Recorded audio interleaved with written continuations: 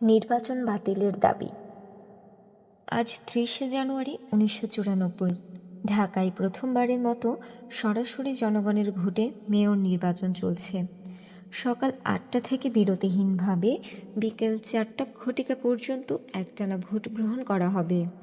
গতরাতেই জননেত্রী শেখ হাসিনা নির্দেশ দিয়েছেন আজ ৩০শে জানুয়ারি সকাল ৬টা ২৯ মিন্টো রোডে তার বাসায় হাজির হওয়ার জন্য। নির্দেশ মোতাবেক নেত্রীর বাসায় সকাল 6:45 হাজির হয়েছি। বঙ্গবন্ধু কন্যা ঘুম থেকে উঠলেন, একসঙ্গে নাস্তা করলেন। তারপর সকাল 6:45 তার লাল রঙের নিশান পেট্রোল জিপ গাড়িতে করে আমাদের সঙ্গে নিয়ে বেরিয়ে পড়লেন। বঙ্গবন্ধু কন্যা প্রথমে গেলেন শেরেবাংলা নগরের রাজধানী হাই স্কুলে, তারপর গেলেন ধানমন্ডি বয়েজ হাই স্কুলে, এরপর গেলেন ধানমন্ডি ৩২-এ তার পিতার বাড়ি বঙ্গবন্ধু ভবনে। সেখানে কিছুক্ষণ অপেক্ষা করে চা খেয়ে নিজের ভোটার স্লিপ নিয়ে চলে এলেন সিটি কলেজে ভোট দিতে। সিটি কলেজে ভোট দেওয়া শেষ করে আরও কিছু ভোট কেন্দ্র ঘুরে বেলা 11টা নাগাদ ফিরে এলেন ২৯ মিন্টো রোডে তার সরকারি বাসভবনে। জননেত্রী শেখ হাসিনা মিন্টো রোডের বাসভবনে ফিরে আসার ১০-১৫ মিনিটের মধ্যে এসে উপস্থিত হলেন আওয়ামী লীগের যুগ্ম সম্পাদক নওগাঁর আব্দুল জলিল। সভানেত্রী শেখ হাসিনাকে আব্দুল জলিল বললেন, নেত্রী, আমাদের অবস্থা ভালো না, আমরা নির্বাচনে জিততে পারবো না, আমাদের লোকদের ভোট কেন্দ্র থেকে বের করে দিচ্ছে। আপনাকে তো আগেই বলেছি, আওয়ামী লীগ হলো হরতাল আর আন্দোলনের দল, নির্বাচনের দল না। একটি খামাখা নির্বাচনে যান। আব্দুল জলিলের কথা শেষ না হতেই এসে হাজির হলেন আওয়ামী লীগের সাধারণ সম্পাদক জিল্লুর রহমান। জিল্লুর রহমানের পেছনে পেছনে এলেন প্রেসিডিয়াম সদস্য আব্দুর রাজ্জাক সহ অন্যান্য নেতৃবৃন্দ। একমাত্র আব্দুর রাজ্জাক ছাড়া সকল নেতৃবৃন্দরই এক কথা, মেয়র নির্বাচনে ব্যাপক কারচুপি হচ্ছে, আমাদের কর্মীদের ভোট কেন্দ্র থেকে বের করে দিচ্ছে, নির্বাচন বাতিলের দাবি করা হোক, আন্দোলন করা হোক, ইত্যাদি ইত্যাদি। প্রেসিডিয়াম সদস্য আব্দুর রাজ্জাক বললেন, নির্বাচনে কারচুপি হচ্ছে, আমাদের কর্মীদের বের করে দেয়া হচ্ছে, এটা কি আপনারা কেউ ভোট কেন্দ্রে গিয়ে দেখেছেন? নেতারা কেউ কোনো উত্তর দিলেন না, কোনো কথাও বললেন না, সবাই চুপ। জননেত্রী বঙ্গবন্ধু কন্যা শেখ হাসিনা বললেন, এটা আবার ভোট কেন্দ্রে গিয়ে দেখতে হয় নাকি? ওরা তো ভোট কারচুপি করবেই, এখন না করলে একটু পরে করবে, কাজেই আমাদের নির্বাচন বাতিলের দাবি করতে হবে এবং এই ইস্যু নিয়ে বিএনপি সরকার পতন আন্দোলনে করতে হবে, খালেদা জিয়া সরকারের পতন ঘটাতে হবে। সঙ্গে সঙ্গে টেবিলে টেলিফোন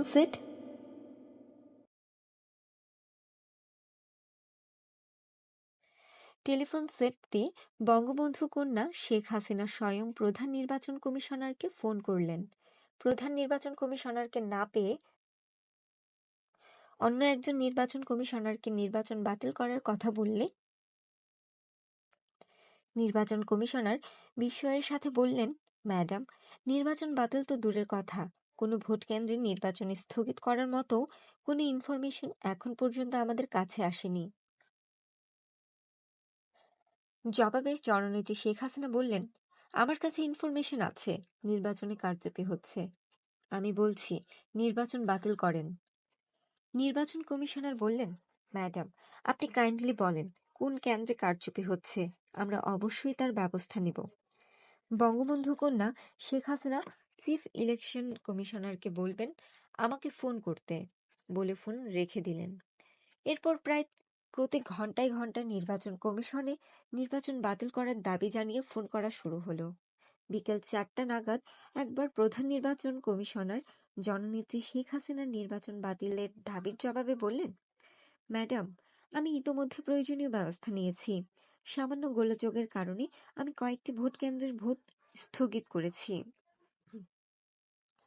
শেখ হাসিনা পুনরায় নির্বাচন বাতিলের দাবি করলে নির্বাচন কমিশনার বলেন, ম্যাডাম, আমি নির্বাচন কমিশনে বসিনি, আমি সরাসরি ভোট কেন্দ্রে গিয়ে নিজেই নির্বাচন পর্যবেক্ষণ করছি, আপনি নিশ্চিন্তে থাকুন, যে কোনো প্রয়োজনীয় সিদ্ধান্ত নিতে আমি মোটেই পিছপা হব না।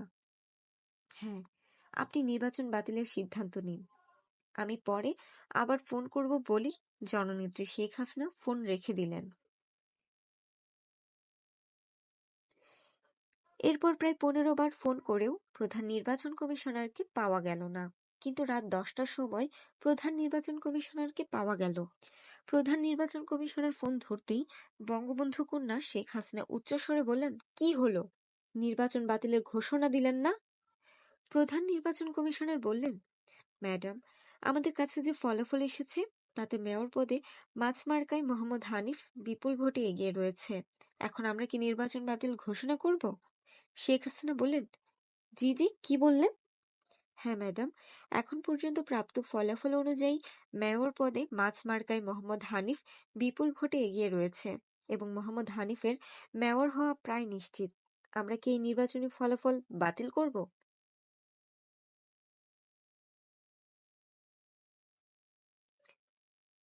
তাই নাকি? না না, বাতিল করবেন কেন? আপনি খেয়াল রাখবেন যাতে এই ফলাফল উল্টে না যায়। আমি পরে আবার আপনার সাথে যোগাযোগ করব। এরপর জননেত্রী শেখ হাসিনা টেলিফোনে সেট বন্ধ করে উপস্থিত সকলকে উদ্দেশ্য করে বললেন, শুনলেন তো, হানিফ নাকি মেয়র হয়ে যাচ্ছে। এখন তো আমাদের নির্বাচন বাতিলের দাবি করা ঠিক হবে না, কি বলেন? জিল্লুর রহমান বললেন, দেখেন, এটা আবার কোন চাল? আব্দুর রাজ্জাক বললেন, নেত্রী, নির্বাচন কমিশনে আমার একজন ঘনিষ্ঠ লোক আছে, আমি তার কাছে গিয়ে সঠিক খবর নিয়ে আসি। সভানেত্রী শেখ হাসিনা বললেন, তাই যান, আপনারা সকলেই যান। যার যেখানে লোক আছে সেখান থেকেই সঠিক খবরটা সংগ্রহ করেন। রাত তখন 12টা। সবাই চলে গেল। একমাত্র আব্দুর রাজ্জাক ছাড়া আর কোনো নেতাই রাতে ফিরে এলেন না। রাত 1টার দিকে আব্দুর রাজ্জাক মিন্টু রোডে এসে বললেন, সভানেত্রী কোথায়? হানিফ তো মেয়র হয়ে গেছে। নির্বাচন কমিশন দেশি বিদেশি সমস্ত নিউজ মিডিয়াতে হানিফের মেয়র হওয়ার ফলাফল পাঠিয়ে দিয়েছে। এখন হানিফ বেসরকারিভাবে ঢাকার মেয়র। সভানেত্রীকে খবরটা দিতে হয়। আপনি বসেন বলে উপরে গেলাম। সভানেত্রী শেখ হাসিনা ডিশ অ্যান্টিনায় হিন্দি ফিল্ম দেখছিলেন। তাকে আব্দুর রাজ্জাকের আসার সংবাদ এবং হানিফের বেসরকারিভাবে মেয়র হওয়ার সংবাদ দিলে তিনি বলেন, হানিফের কপাল ভালো। আব্দুর রাজ্জাক দেখা করতে চাই জানালে শেখ হাসিনা বলেন, দূর, ছবিটা জমে উঠেছে, এই সময় দেখা টাকা হবে না। তুমি বলে দাও, আমি ঘুমিয়ে পড়েছি। তথাস্থ নেত্রী বলে নিচে এসে আব্দুর রাজ্জাককে বলা হলো, আপনি চলে যান, নেত্রী ঘুমিয়ে পড়েছেন, আজ আর উঠবেন না। আব্দুর রাজ্জাক চলে গেলে এরপর ফোন এলো প্রেসিডিয়াম সদস্য আব্দুস সামাদ আজাদের। সভানেত্রীকে সামাদ আজাদের ফোনের কথা বলা হলে তিনি ওই একই কথা বলেন, দূর, সিনেমাটা জমে উঠেছে, বলে দাও ঘুমিয়ে গেছি। এরপর থেকে যেই ফোন করুক বলে দেবে ঘুমিয়ে গেছি। এরপর থেকে বিরোধী দলীয় নেত্রী শেখ হাসিনা যে রুমে বসে ডিশ অ্যান্টিনায় হিন্দি ফিল্ম দেখছেন সেই রুম থেকেই হ্যান্ডসেট দিয়ে যেই ফোন করছে তাকেই বলে দেওয়া হচ্ছে নেত্রী ঘুমাচ্ছেন। এই নিয়ে আবার জননেত্রী শেখ হাসিনা এবং উপস্থিত হিন্দি ফিল্ম দর্শকদের মাঝে হাসাহাসির রোল পড়ে গেল। শেখ হাসিনা এবং মেয়র হানিফ। পরদিন বিকালবেলা বঙ্গবন্ধু কন্যা জননেত্রী শেখ হাসিনা বললেন, কি রে, এত লোক আসে যায়, এত ফুলের তোড়া, ফুলের মালা, হানিফকে দেখছি না।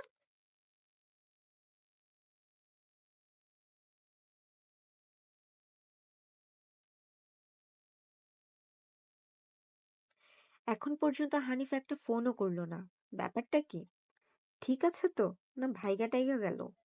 এই মেয়র হওয়ার লোভেই কিন্তু হানিফ স্বৈরাচারী জেনারেল এরশাদের জাতীয় পার্টিতে যোগ দিয়েছিল। এরশাদের কাছে চান্স না পেয়ে হানিফ মেয়র হওয়ার জন্য আবার আমার কাছে ফিরে এসেছে। আমি 1,37,00,000 টাকা খরচ করে হানিফকে মেয়র করেছি। তাড়াতাড়ি খোঁজ খবর নাও, ফোন করো এবং একজন হানিফের বাড়িতে গিয়ে দেখো আসল ব্যাপার কি। সদ্য নির্বাচিত মেয়র হানিফের বাসায় ফোন করে বলা হলো, জননেত্রী বিরোধী দলীয় নেত্রী বঙ্গবন্ধু কন্যা শেখ হাসিনা হানিফ ভাইয়ের সাথে কথা বলবেন। জনাব জবাবে মিসেস হানিফ বললেন, তিনি অসুস্থ, এখন কথা বলতে পারবেন না। সভানেত্রী শেখ হাসিনাকে কথা বলার সাথে সাথে তিনি বললেন, শীঘ্রই হানিফের বাসায় যাও, দেখো গিয়ে ঘটনা খারাপ। তখন সন্ধ্যা হয়ে আসছে। মেয়র হানিফের বাড়ি ছুটে যাওয়া হলো। মেয়র হানিফ তখন 10-12 জন লোকের সঙ্গে কথা বলছেন। সেখানে শোনা গেল বিকেলে লালবাগের বিএনপির পরাজিত কমিশনার প্রার্থী আব্দুল আজিজ গুলি করে 7 জন লোককে হত্যা করেছে। জননেত্রী শেখ হাসিনা কথা বলতে চেয়েছেন বলায় মেয়র হানিফ বললেন, নেত্রীকে আমার সালাম দিও, বলো আমার শরীরটা খুব খারাপ, আমি কথা বলতে পারছি না, শুধু লালবাগের খুনের জন্য আমি উনাদের সাথে কথা বলছি। মেয়র হানিফের বাসা থেকে সোজা মিন্টু রোডে এসে বঙ্গবন্ধু কন্যাকে লালবাগের বিএনপি কমিশনার প্রার্থী আজিজ কর্তৃক 7 জনকে খুন করার সংবাদ দিলে বঙ্গবন্ধু কন্যা খুশিতে জিন্দেগি জিন্দেগি গান গাইতে থাকেন আর নাচতে থাকেন। রুমালে গ্লিসারিন। পরদিন সকালে লালবাগে নিহত 7 জনের লাশ ঢাকা মেডিকেল কলেজ হাসপাতাল মর্গে দেখতে যাওয়ার আগে বঙ্গবন্ধু কন্যা শেখ হাসিনা বলতে থাকেন, আমার রুমালে একটু গ্লিসারিন মেখে দিও। ওই যে নায়িকারা অভিনয়ের সময় গ্লিসারিন দিয়ে চোখের পানি বের করে কান্নার অভিনয় করে, আমার রুমালে ওই রকম গ্লিসারিন লাগিয়ে দাও, যাতে আমি লাশ দেখে রুমাল ধরতেই চোখে পানি এসে যায়। একজন বলল, গ্লিসারিনের দরকার নেই, শুধু চোখে রুমাল ধরে রাখবেন, তাতেই মনে হবে আপনি কাঁদছেন। আর আমরা ফটো সাংঘাতিক ভাইদের বলে দেব ছবির নিচে আপনি কাঁদছেন ক্যাপশন লাগিয়ে দিতে। সাংঘাতিক বলতে এখানে ফটো সাংবাদিকদের বোঝানো হয়েছে। হাসপাতালের মর্গে নিহত 7 জনের লাশ দেখে বঙ্গবন্ধু কন্যা শেখ হাসিনার চোখের রুমাল ধরলে সঙ্গে সঙ্গে ফটো সাংবাদিকগণ অসংখ্য ছবি তুলল। ছবি তোলা শেষে বঙ্গবন্ধু কন্যা গাড়িতে উঠলেন। গাড়ি চলতে শুরু করলো। তখনও বঙ্গবন্ধু কন্যা শেখ হাসিনার চোখে রুমাল। গাড়ি চালক ড্রাইভার জালাল বলল, আপা এখন রুমাল নামান, ফটো সাংবাদিক নাই। গাড়ির সকল আরোহী হেসে উঠল। জননেত্রী শেখ হাসিনা বললেন, ঠিক মতো দেখেছো তো, কোনো ফটো সাংবাদিক নেই তো? না নেই। তাহলে আমি এবার রুমাল নামাই। আজ আমি বেশি খাবো। 29 মিন্টু রোডের বাসায় এসে বঙ্গবন্ধু কন্যা শেখ হাসিনা বললেন, ময়না খাওয়া দাওয়া বেশি করে এনেছো তো? লাশ দেখে এসেছি, লাশ, আজ আমি বেশি করে খাবো। তারপর তিনি জিন্দেগি জিন্দেগি গাইতে গাইতে নাচতে লাগলেন। সত্যি সত্যি তিনি অস্বাভাবিক রকমের বেশি খেলেন। এমনিতেই তিনি বিভিন্ন আন্দোলন সংগ্রামের নিহতদের লাশ দেখে স্বাভাবিকের চাইতে অনেক বেশি খেতেন, কিন্তু আজ খেলেন অস্বাভাবিকের চাইতেও অনেক বেশি। টাকার ভাগ দিতে হবে। টুঙ্গিপাড়ায় শেখ হাসিনার পিতা আওয়ামী লীগের জাতির পিতা বঙ্গবন্ধু শেখ মুজিবুর রহমানের কবরে গিয়ে মেয়র হানিফের আনুষ্ঠানিক শপথ নেয়ার দিনক্ষণ চূড়ান্ত করা হলো।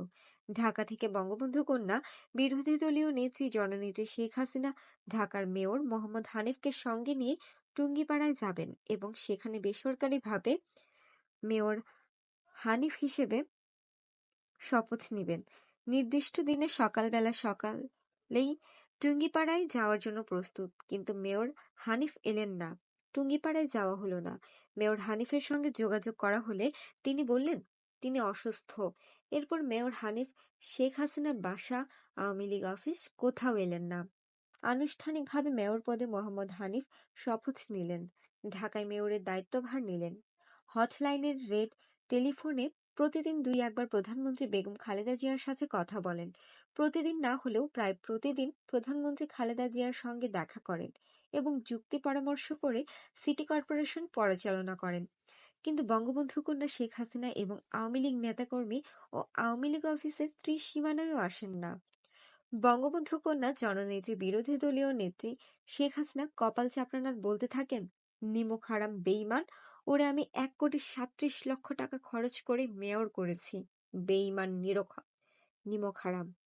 যে আসে যাকে পান তার কাছেই তিনি এই কথা বলতে লাগলেন। একজন বলল, ঠিক আছে, হানিফ ভাই মেয়র হয়েছে, টাকা কামাবে, টাকা খাবে খাক, আমরা তো আর ভাগ চাই না, কিন্তু দলের কাজ করবে না কেন? জবাবে বঙ্গবন্ধু কন্যা শেখ হাসিনা বললেন, কেন একা টাকা খাবে কেন? আমাদের ভাগ দিতে হবে। ওকে 1,37,00,000 টাকা খরচ করে মেয়র বানিয়েছি। তোমাদের হাত দিয়েই তো ওই টাকা খরচ করেছি। হানিফ তো 1 পয়সাও খরচ করে নাই, সব আমি খরচ করেছি। এখন হানিফ একা খাবে কেন? আমাদেরও ভাগ দিতে হবে, নইলে আমি শেখ হাসিনা একদিন না একদিন এর উসুল করে ছাড়ব। বঙ্গবন্ধু কন্যা শেখ হাসিনা কথা বলবেন, কত শতবার ফোন করা হয়, মেয়র হানিফ ফোন ধরে না। আসতে বলা হয়, দেখা করতে বলা হয়, হানিফ আসে না, দেখা করে না। লোক পাঠালে মেয়র হানিফ বলে, যা যা, যেই জায়গায় আছিস সেই জায়গায় যা, ক্ষমতায় যাওয়া লাগবে না, যে পর্যন্ত আগাইছস ওই বিরোধী দল পর্যন্তই থাক, আর ক্ষমতায় যাওয়া লাগবো না, আমি তগলগে নাই। জাহানারা ইমাম মরছে, আপদ গেছে। 1994 সালের 26শে জুন সন্ধ্যাবেলায় যুক্তরাষ্ট্র আওয়ামী লীগের সভানেত্রী টেলিফোন করে 26শে জুন 1994 শহীদ জননী জাহানারা ইমামের মৃত্যু হয়েছে বলে সংবাদ দিলে জননেত্রী বঙ্গবন্ধু কন্যা শেখ হাসিনা আনন্দে নাচতে থাকেন আর বলতে থাকেন, মিষ্টি খাও মিষ্টি, আমার একটা প্রতিদ্বন্দ্বী দুনিয়া থেকে বিদায় হয়েছে, আল্লাহ বাঁচাইছে। নেত্রী হতে চেয়েছিল, আমার জায়গা দখল করতে চেয়েছিল। জাহানারা ইমাম মরেছে, আপদ গেছে, বাঁচা গেছে, আমার জায়গা দখল করতে চেয়েছিল। তোমরা জানো না, ইন্ডিয়ান গোয়েন্দা এজেন্সির আমার পরিবর্তে জাহানারা ইমামকে নেতৃত্ব বসাতে চেয়েছিল। বেটি মরছে, মিষ্টি খাও, ফকিরকে পয়সা দাও। এর কয়েকদিন পরে শহীদ জননী জাহানারা ইমামের লাশ মার্কিন যুক্তরাষ্ট্র থেকে জিয়া আন্তর্জাতিক বিমানবন্দরে এলে জননেত্রী বঙ্গবন্ধু কন্যা শেখ হাসিনা বলেন, চল এয়ারপোর্টে যাই, আপাতত লাশটা এনে কবরে ফেলি। এরপর জননেত্রী শেখ হাসিনা তার লাল রঙের নিশান পেট্রোল জিপে করে বিমানবন্দরের উদ্দেশ্যে রওনা হলেন। যেতে যেতে বলতে লাগলেন, বেটি আমারে অসম্ভব জ্বালাইছে, ওর মরা মুখ দেখতে ইচ্ছা করে না, কিন্তু না যেহেতু উপায় নেই, পলিটিক্সের ব্যবসায় ইচ্ছে না থাকলেও করতে হয়। শেখ হাসিনার ট্রেনে গুলি। 1994 সালের 22শে সেপ্টেম্বর বৃহস্পতিবার জননেত্রী বঙ্গবন্ধু কন্যা বিরোধী দলীয় নেত্রী শেখ হাসিনা বিমানযোগে যশোর হয়ে খুলনা এলেন এবং বিকেলে শহীদ হাদিস পার্কের জনসভায় ভাষণ দিলেন। রাতে নেত্রীর চাচাতো ভাই শেখ নাসেরের বড় ছেলে শেখ হেলালের বাড়িতে খেলেন এবং থাকলেন। পরদিন 23শে সেপ্টেম্বর শুক্রবার সকাল 9টার সময় উত্তরবঙ্গের উদ্দেশ্যে ট্রেনে যাত্রা শুরু করলেন। বেশ লম্বা ট্রেন, অনেক সাধারণ যাত্রী আছে ট্রেনে। সাধারণ যাত্রীরা জানে না বা বুঝতে পারছে না শেখ হাসিনা রেলপথে সভা করতে করতে যাওয়া এই ট্রেন কবে কখন গন্তব্যে পৌঁছবে। ঠিক সকাল 9টায় ট্রেন ছাড়ল। প্রতিটি রেল স্টেশনেই ট্রেন থামিয়ে সভা করা শুরু হলো। ট্রেন থেকে নেমে জনসভা আয়োজনের নির্দিষ্ট জায়গায় গিয়ে বক্তৃতা দিয়ে আবার ট্রেনে ফিরে আসতে 1.25 ঘন্টা থেকে 1 ঘন্টা লাগতে লাগলো। এইভাবে প্রতিটা রেল স্টেশনে গড়ে প্রায় 1 ঘন্টা সময় ব্যয় হতে থাকলো। দিন পেরিয়ে রাত হয়ে গেল। বঙ্গবন্ধু কন্যা শেখ হাসিনার সঙ্গে ঢাকা থেকে নিয়ে আসা প্রায় ডজন খানেকেরও বেশি সাংবাদিক এই ট্রেনে রয়েছে। ট্রেনের শেষের দিকে একটি ভিআইপি স্পেশাল কামরায় বা কম্পার্টমেন্টে জননেত্রী বঙ্গবন্ধু কন্যা বিরোধী দলীয় নেত্রী শেখ হাসিনা। ওই কম্পার্টমেন্টের সামনে এবং পেছনে ঢাকা থেকে নিয়ে আসা বঙ্গবন্ধু কন্যা শেখ হাসিনার নিরাপত্তায় নিয়োজিত স্পেশাল ব্রাঞ্চ পুলিশের 12 জন সদস্য। তারপরের কম্পার্টমেন্টে সাংবাদিকগণ, এরপর সবগুলো কম্পার্টমেন্টে বা বগিগুলোতে সাধারণ যাত্রী। ট্রেনের এই অপ্রত্যাশিত দীর্ঘ বিলম্বে সাধারণ যাত্রী, নারী, পুরুষ আর শিশুদের ত্রাহি মধুসূদন অবস্থা। 6 ঘন্টার যাত্রাপথ 24 ঘন্টায়ও না ফুরোনোর ফলে অনেক আগেই পানিসহ ট্রেনের সকল খাবার ফুরিয়ে নিঃশেষ হয়ে গেলে সাধারণ যাত্রীদের কষ্ট আর দুর্ভোগ সীমাহীন পর্যায়ে পৌঁছে। তৃষ্ণার্ত ক্ষুধার্ত শিশুদের কান্না আর আহাজারিতে অনেক সাধারণ যাত্রী পরিবার পরিজন নিয়ে গন্তব্যের আগেই ট্রেন থেকে নেমে পালিয়ে যায়। জননেত্রী শেখ হাসিনা তার সফরসঙ্গী এবং সাংবাদিকদের জন্য প্রায় প্রতিটি রেল স্টেশন থেকেই অফুরন্ত খাবার এবং বিশুদ্ধ পানির পর্যাপ্ত বোতল সরবরাহ করা হতে থাকে। সারাদিন জননেত্রী শেখ হাসিনা প্রায় 20টির মতো রেল স্টেশনে জনসভায় ভাষণ দেন। কোথাও কোথাও রেল স্টেশন ছাড়াই উৎসুক জনতা ট্রেন থামালে সেখানেও তিনি বক্তৃতা করেন। প্রতিটি জনসভাতেই ঢাকা থেকে আসা সাংবাদিকরা উপস্থিত হয়ে বঙ্গবন্ধু কন্যা শেখ হাসিনা বক্তৃতা লিপিবদ্ধ করতে থাকেন এবং হাসিনাও সাংবাদিকদের নজরে রাখেন। কিন্তু রাতের অন্ধকারে বঙ্গবন্ধু কন্যা শেখ হাসিনা সাংবাদিকদের আর নজরে রাখতে পারেননি। ওদিকে শেখ হাসিনা বারবার একই বক্তৃতা দেয় সাংবাদিকদের তা মুখস্থ হয়ে যাওয়াতে অনেক সাংবাদিকের রাতের অন্ধকারে ট্রেন থেকে নেমে শেখ হাসিনা বক্তৃতা লিপিবদ্ধ করতে যায়নি। রাত তখন 11:17। বঙ্গবন্ধু কন্যা শেখ হাসিনাকে বহনকারী ট্রেন ঈশ্বরদী রেল স্টেশনে পৌঁছার কিছু সময় বাকি রয়েছে। এমন সময় বঙ্গবন্ধু কন্যা শেখ হাসিনা বললেন, এত টাকা পয়সা খরচ করে জামাই আদর করে ঢাকা থেকে যে সাংবাদিক এনেছি তারা কি সব ঘুমাচ্ছে? জনসভায় এত লোক হচ্ছে, আমি এত বক্তৃতা করছি, সাংবাদিকদের নজরে পড়ছে না তো? তোমরা একটু সাংবাদিকদের ঘুম ভাঙিয়ে আমার জনসভায় পাঠাও, যাতে পত্রপত্রিকায় ভালো নিউজ হয়। বঙ্গবন্ধু কন্যা শেখ হাসিনার বেতনভুক্ত ব্যাগ বহনকারী মদন মোহন দাস বলল, ডাইকা ঘুম ভাঙানো লাগবো না, পিস্তল দিয়ে 2 রাউন্ড গুলি কইরা দিলেই সাংবাদিক ঘুম কই যাইব, সব লাফাইয়া ট্রেন থাইকা নিচে পইরা যাইব। আলাদ্দিনের প্রদীপ পাওয়ার মতো সঙ্গে সঙ্গে বঙ্গবন্ধু কন্যা শেখ হাসিনা তার বাবার ফুফাতো ভাইয়ের ছেলে বাহাউদ্দিন নাসিমকে বললেন, দে 2 রাউন্ড গুলি করে। আর উপস্থিত অন্যদের বললেন, তোমরা আমাকে হত্যার জন্য ট্রেনে গুলি করা হয়েছে বলে সাংবাদিকদের মাঝে প্রচার করে দেবে। ট্রেন ঈশ্বরদী প্ল্যাটফর্মে ঢোকার কয়েক মিনিট আগে বাহাউদ্দিন নাসিম ট্রেনের জানালা দিয়ে সাংবাদিকদের কম্পার্টমেন্ট লক্ষ্য করে পিস্তল দিয়ে 3 রাউন্ড গুলি ছুড়ল। গুলির শব্দ শুনে বঙ্গবন্ধু কন্যা শেখ হাসিনার নিরাপত্তার দায়িত্বে নিয়োজিত স্পেশাল ব্রাঞ্চের পুলিশেরাও 5-6 রাউন্ড গুলি করে। এই সমস্ত গুলির আওয়াজ শুনে পাশের কম্পার্টমেন্টে থাকা সাংবাদিকরা ভয়ে ট্রেনের ভেতরে গড়াগড়ি শুরু করে এবং আমরা পরিকল্পনার মতো সাংবাদিকদের কম্পার্টমেন্টে এসে বঙ্গবন্ধু কন্যা শেখ হত্যার জন্য ট্রেনে গুলি করা হয়েছে বলে প্রচার করতে থাকি। ট্রেন ঈশ্বরদী প্ল্যাটফর্মে থামলে ঈশ্বরদী রেল স্টেশনের বাইরে জনসভার মঞ্চ থেকেও মাইকে আওয়ামী লীগ প্রেসিডিয়াম সদস্য আমির হোসেন আমু বঙ্গবন্ধু কন্যা শেখ হাসিনাকে হত্যার জন্য ট্রেনে গুলি করা হয়েছে বলে প্রচার চালাতে থাকেন। পরের দিন 24শে সেপ্টেম্বর শনিবার ট্রেনে বঙ্গবন্ধু কন্যার প্রতি গুলি করা হয়েছে বলে জাতীয় পত্রপত্রিকায় সংবাদ বের হলে বগুড়া সরকারি সার্কিট হাউসের ভিআইপি রুমে বসে জননেত্রী শেখ হাসিনা সহ তার সফর সঙ্গীরা হাসাহাসি করতে থাকে এবং হাসাহাসির এক পর্যায়ে গুলির এই ঘটনা নিয়ে হরতাল ডাকার সিদ্ধান্ত হয়। ফুল ছিটানো। আজ শহীদ বুদ্ধিজীবী দিবস, 1994 সালের 14ই ডিসেম্বর বুধবার। সকাল 6টায় বিরোধী দলীয় নেত্রী শেখ হাসিনার 29 মিন্টো রোডের সরকারি বাসভবনে সকলে হাজির হলো।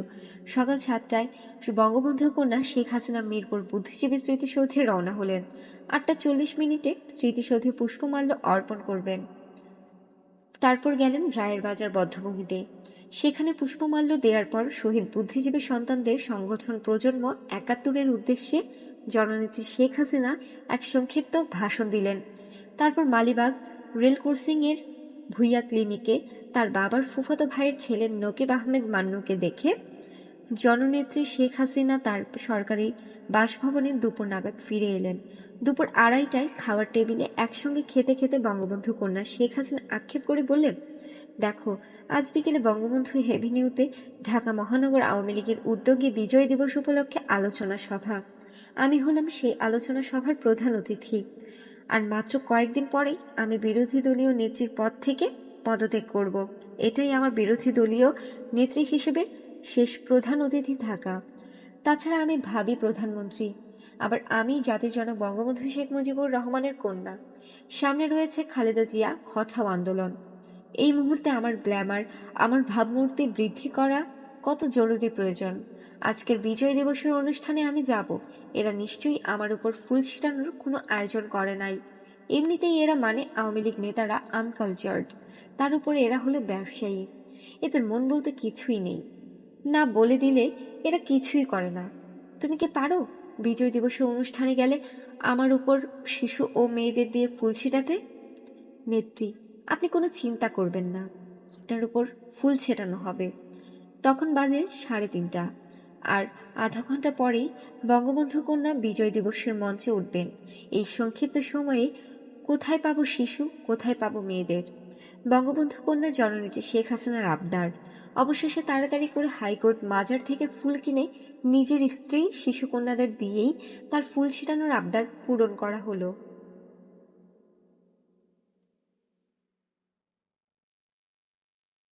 কুকুরপালা।